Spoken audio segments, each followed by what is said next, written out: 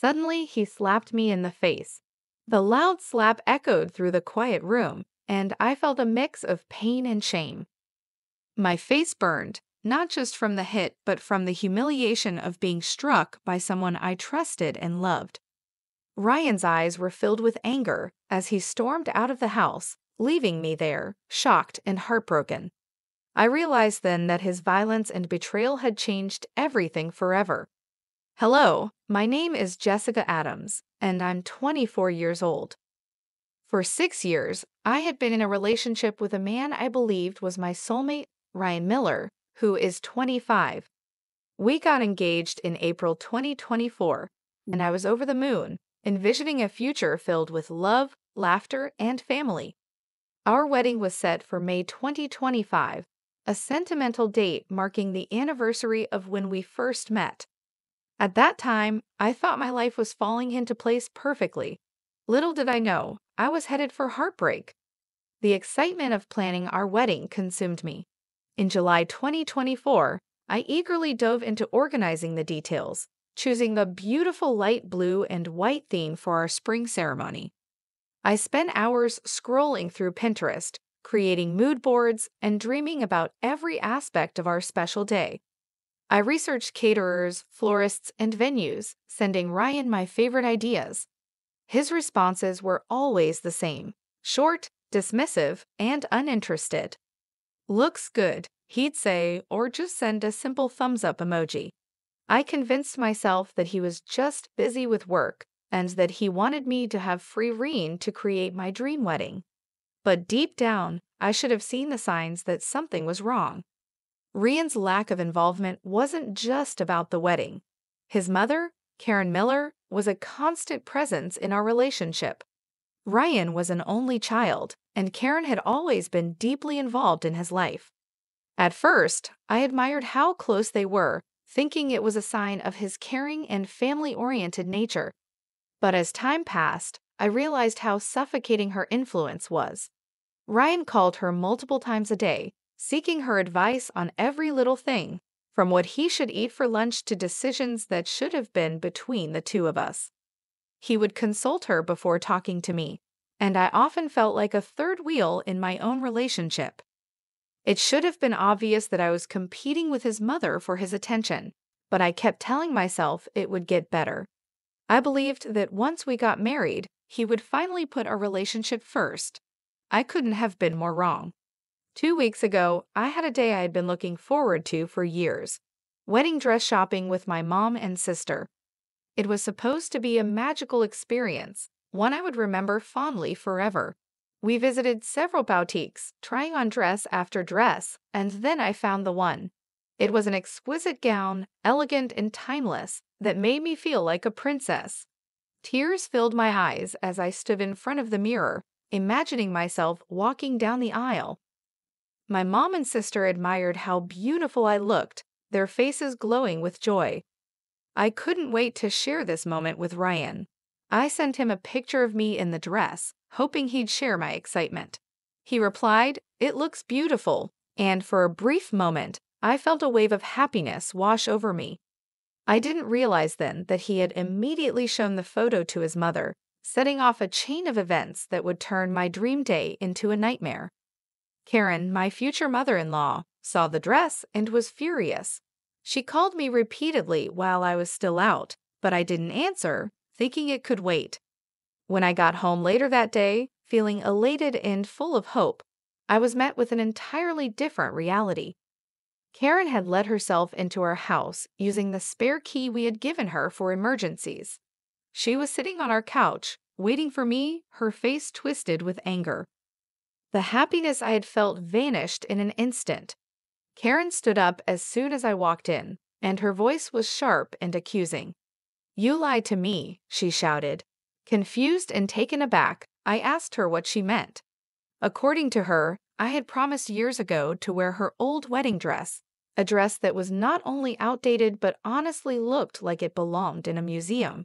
I was stunned.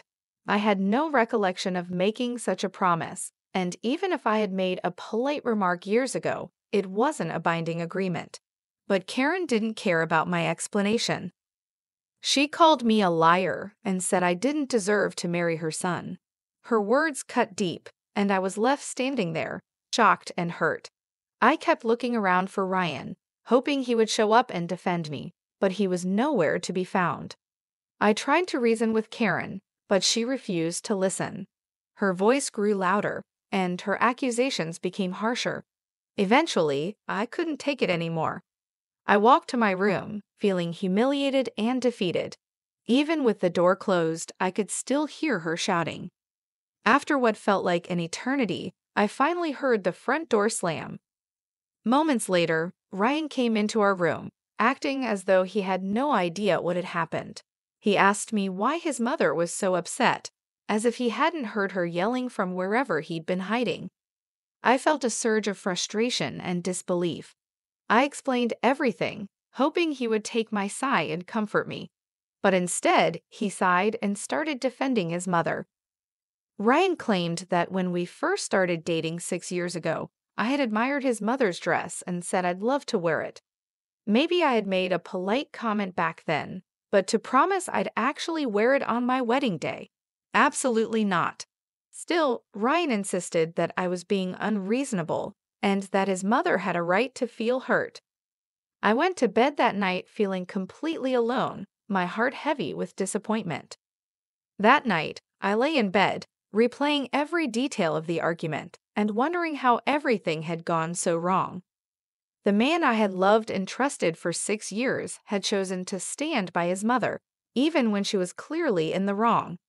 I tossed and turned, feeling a growing sense of unease and heartbreak. I thought about all the sacrifices I had made, all the times I had put his family's needs before mine, and for what? To be treated like a liar and an outsider in my own relationship? The next morning, I woke up to an avalanche of text messages from Karen. Each one felt like a dagger, filled with accusations and insults. She called me selfish and ungrateful, saying I wasn't worthy of marrying her precious son. Tears stung my eyes as I read through her hateful words. I couldn't believe that someone I had tried so hard to please could turn on me like this. I showed the messages to Ryan, hoping he would see how hurtful and cruel his mother was being. But instead of supporting me, he brushed it off. "She's probably just hurt that you don't want to wear her dress," he said dismissively. "Just give her some time to calm down." I couldn't believe what I was hearing.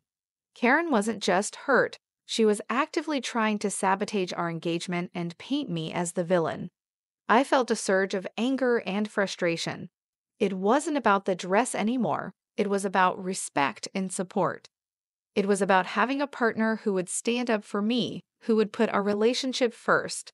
And it was painfully clear that Ryan was not that partner. I tried to make him understand. I explained that this was our wedding and that I should feel beautiful and comfortable in the dress I chose.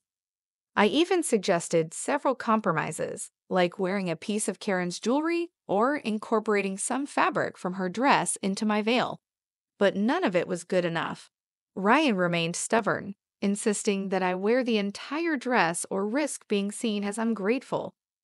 It was all or nothing for him and his mother, and I was starting to feel like there was no place for me in this equation.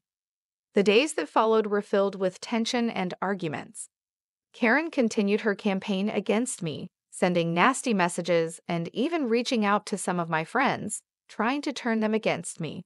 Ryan did nothing to stop her. In fact, he seemed to agree with her more and more, making me feel like I was the problem, the unreasonable one. I felt like I was losing my mind, like I was the crazy one for wanting to wear my own dress on my wedding day. Then came the moment that shattered everything. The tension between Ryan and me had reached a breaking point. I knew we needed to have a serious conversation, one that would determine whether our relationship was even worth saving.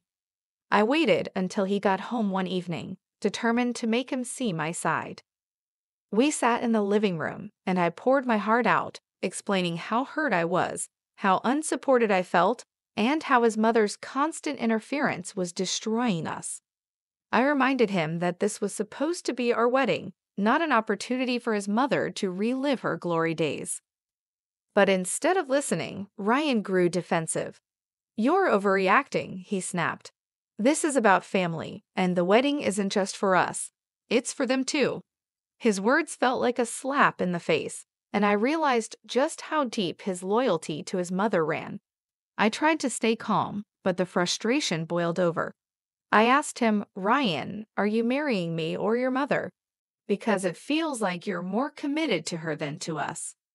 That question set him off. His face twisted in anger, and he started shouting, accusing me of being selfish and making a big deal out of nothing. I felt my heart breaking all over again. I told him that I was seriously reconsidering our engagement and that I couldn't marry someone who wouldn't stand up for me. He dismissed my concerns, acting as though I was throwing a tantrum. His indifference hurt more than I could describe. I tried to walk away, hoping to end the argument before it got worse. But that's when everything escalated. Ryan grabbed my arm, spun me around, and slapped me across the face. The impact was shocking, leaving a burning pain on my cheek and a sense of utter betrayal in my heart. I couldn't believe it. He had actually hit me. The man I thought I would spend my life with had resorted to violence. Tears filled my eyes, and I stood there stunned as he stormed out of the house, slamming the door behind him and retreating to his mother's side once again. I felt broken and numb. The physical pain of the slap was nothing compared to the emotional devastation. This was the final line he had crossed, and there was no going back. I knew then that I had to protect myself. I grabbed my phone and called my sister, Lauren. She came over immediately, horrified when she saw the red mark on my cheek. Her eyes burned with anger and concern, and she wrapped me in a protective hug. "You're coming with me," Lauren said firmly. Together, we packed a bag for me. I knew I couldn't stay in that house another second. My relationship with Ryan was over, and I needed to make sure he never hurt me again. As we left, I felt a mixture of relief and heartbreak, but I knew I was doing the right thing. The next morning, I knew it had to be done. With Lauren by my side, I went to the police station and filed for a restraining order against Ryan. I provided photos of the red mark on my cheek and the messages from Karen that documented the toxic behavior I had endured for so long. The process was both empowering and heartbreaking. It felt surreal to be taking such drastic measures against someone I had once loved deeply, but I knew I had to protect myself. Once the paperwork was filed, I made the difficult but necessary calls to cancel the wedding. I reached out to the venue, explaining the situation, and to my surprise, they were understanding and compassionate. They allowed me to transfer the deposit to another event, which I decided to use for an early birthday party. It felt good to turn something painful into a celebration of my newfound freedom and strength. The caterer, however, was less accommodating, and I ended up losing part of the money. But at that point, I was just relieved to be free of the wedding drama. The engagement ring, a symbol that had once held so much hope, felt like a heavy burden. Ryan had refused to take it back, claiming it was a gift. I didn't want to keep it, so I decided to sell it and donate the proceeds to a domestic violence shelter. It was a small way to turn something painful into something meaningful, and it gave me a sense of closure. Despite the restraining order, Karen wasn't done trying to control the narrative. She launched a smear campaign against me, using every social media platform she could to spread lies. She called me a selfish, ungrateful bride who had broken her son's heart, and even reached out to some of my family members, hoping they would take her side. But my family and true friends saw through her manipulations and stood firmly by me. It was comforting to know that I had people in my corner who believed in me and supported my decision. Ryan, on the other hand, was a mess. He swung between begging for forgiveness and blaming me for everything that had happened. He showed up unannounced at my new apartment one evening, tears streaming down his face, pleading with me to take him back. The sight of him, once so familiar and now so unwelcome, made my skin crawl. I had to threaten to call the police before he finally left, and it only solidified my resolve. There was no turning back. To find peace and move forward, I leaned heavily on my support system. My parents, who had been furious when they learned about everything, helped me move the last of my belongings out of the apartment I had shared with Ryan. They also offered to cover any legal fees I might need, reminding me that I was not alone. Some of my friends were incredibly supportive, but there were a few who couldn't understand why I hadn't just worn the dress to keep the peace. Those friendships became strained, but in the end, I realized it was for the best. This experience had shown me who my true friends were. As the weeks passed, I slowly started to rebuild my life. The early birthday party I had thrown at what would have been our wedding venue turned out to be a beautiful celebration. Surrounded by people who genuinely loved and supported me, I laughed and danced, feeling a lightness I hadn't felt in years. The joy and laughter that filled the room were a reminder of the strength I had gained and the freedom I had fought for. It was a day I would never forget, not because of the pain that had led up to it, but because of the healing and happiness that followed. Lauren and I also made the most of what was supposed to be my honeymoon trip. We traveled to Paris, a destination I had always dreamed of visiting, and turned it into an unforgettable sister adventure. We explored the streets of the city, indulged in French cuisine, and shared deep conversations that made me feel whole again. It wasn't the romantic escape I had once envisioned, but it was exactly what I needed.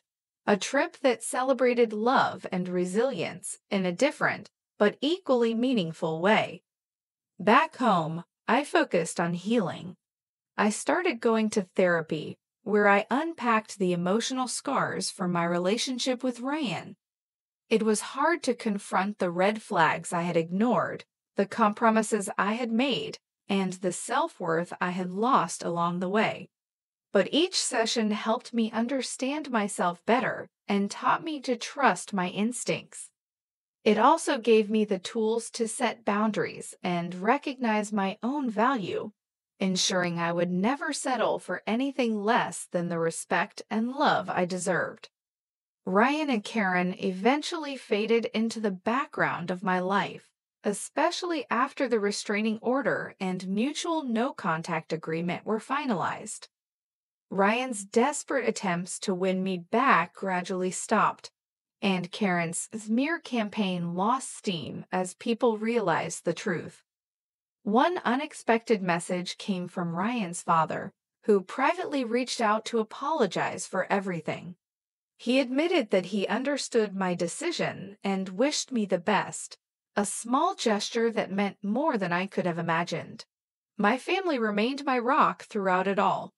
My mom and dad, who had been furious about the slap and the abuse I had endured, never wavered in their support. My friends, for the most part, rallied around me, and those who truly cared showed up for me in ways I would always be grateful for.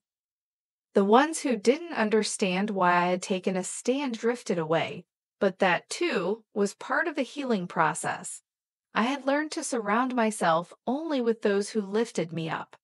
The engagement ring, which had once symbolized a future full of hope, was now a painful reminder of what I had survived. Selling it and donating the money to a domestic violence shelter was one of the most empowering things I had done. It felt like a way to reclaim my power and turn my suffering into something that could help others.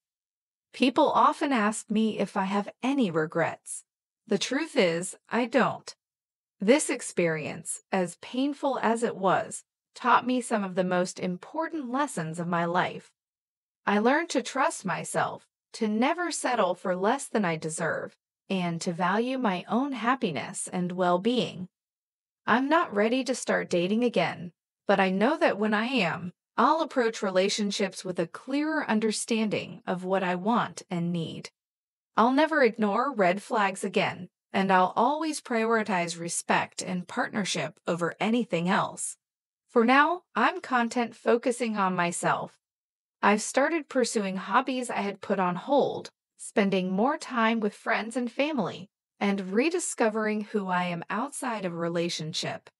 I'm stronger, wiser, and more resilient than I ever thought I could be. And for the first time in a long time, I'm genuinely hopeful for what the future holds. Thank you for joining me on this emotional journey. If this story moved you, made you think, or kept you hooked until the end, I'd love to hear your thoughts. Please consider liking this video to show your support. And don't forget to subscribe to my channel for more captivating stories. Your comments mean the world to me, so feel free to share your reactions, favorite parts, or any feedback you have.